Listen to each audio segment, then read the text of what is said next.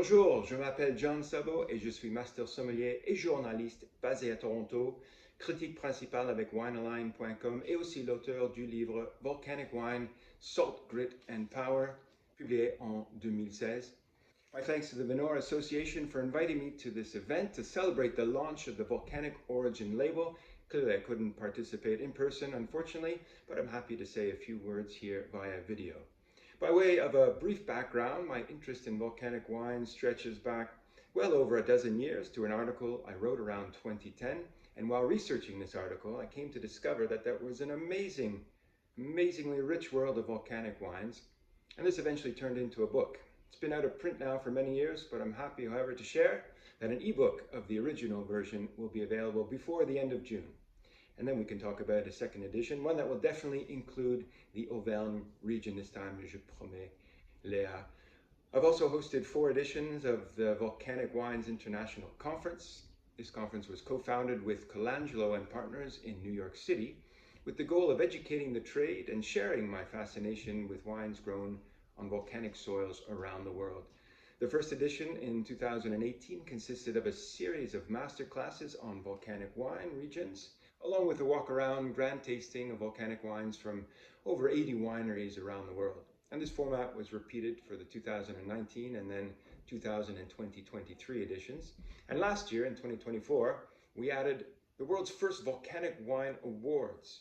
Working in partnership with Wine and Spirits magazine as the media sponsor, we convened a panel of top, mostly New York-based sommeliers and writers to taste through about 300 wines blind and award medals to the best wines in each category. And the winners were announced at the conference and in subsequent articles in Wine and Spirits magazine and on WineAlign. We're already planning the next Volcanic Wines International Conference in New York City next year in June 2026, along with masterclasses in London and Toronto, as well as a second edition of the Volcanic Wine Awards. So in short, there's plenty of interest amongst the trade and consumers in volcanic wines. And what started out as a rather niche category a decade ago has evolved into a genuine category with real traction in the market. In the past few months alone, I've fielded probably close to a dozen requests for interviews on volcanic wines for publications and podcasts in both North America and Europe. And so the interest continues to grow, it seems, and there's much more that can be done to educate people on what these wines are all about. So this brings me perhaps to the most important question in this entire discussion, which is, what exactly is a volcanic wine? Which wines qualify and which wines don't? This is usually the first question I'm asked in an interview. And as I wrote in the first line in my book a decade ago, there's no such thing as volcanic wine. And what I meant by that is that there's no such thing as volcanic wine in the singular, but there are very surely volcanic wines in the plural. In fact, a whole big, beautiful family of wines that grow in volcanic soils in vastly different climates from hundreds of different grape varieties and using dozens of different growing and winemaking philosophies. And yes, volcanic soils themselves come in a huge variations, a real technicolor spectrum spanning ages from a few minutes old, as Mount Etna seems to like to remind us regularly, to many millions of years old, with vast differences in structure and chemical composition. It's truly a big family of wines. So my definition is pretty broad and simple. A volcanic wine is a wine made from grapes grown on volcanic soils, derived from parent volcanic material. It's as simple as that. But in this simplicity lurks potential confusion as to what exactly constitutes parent volcanic material. And as we know, geology is rarely simple and straightforward, and even geologists can disagree from time to time. And I'd like to say that in this uncertainty also lies the potential for exploitation. Now that the category of volcanic wines has achieved at least some sort of international recognition and commercial value, there will be those who want to exploit a connection to volcanic terroir and to the volcanic wine category, whether real or imaginary. And this brings me to what all of you have gathered to celebrate at the magnificent space of Volcania in the heart of France, which is the launch of this new Volcanic Origin label, conceived and created by the Vinora Association. I was in that very same space just over 5 years ago to attend the inaugural Vinora event in 2020, which was a great gathering of volcanic producers from around the world, as well as an introduction, at least for me, to the great volcanic terroir and wines of the Auvergne region. There was talk back then of creating some kind of seal of approval, label of origin that could be applied to wines made from volcanic terroirs to properly distinguish them, also protect and promote them, a sort of appellation d'origine contrôlée that would belong to all genuine volcanic terroirs and their wine worldwide. I remember several late night discussions with Pierre Desprats, who was the first to mention to me the idea of some kind of guarantee of volcanic origin. I was obviously intrigued, and I said I would be happy to help in any way. And well, here we are, 5 years later, and the job is done. All right, well, a lot was done in those 5 years to bring this to fruition. I can say that it's not just a nice logo and a captivating name. There was, in fact, quite a lot of research that went into, I think, first of all, convincing ourselves that it wasn't just a fantasy category. Together with the Vinora Association and several producers from the Côte d'Auvergne, professor of chemistry from the Université de Québec à Montréal, Benoît Marsan, and researcher and maître de conférence Christian Coelho, who's from the Auvergne and should be there today. Salut, Christian. Together we did several years of scientific study into what exactly differentiates volcanic wines. And it turned out that the Côte d'Auvergne was a perfect place to make these comparative studies, as there are, as you know, volcanic terroirs in the region that lie adjacent to sedimentary limestone terroirs. One principal red variety, Gamay, that many producers grow in vineyards on both types of soils. So we could eliminate the variables of climate and variety and winemaking influence and focus as much as possible on the differences that arise from the terroir, from the soil itself.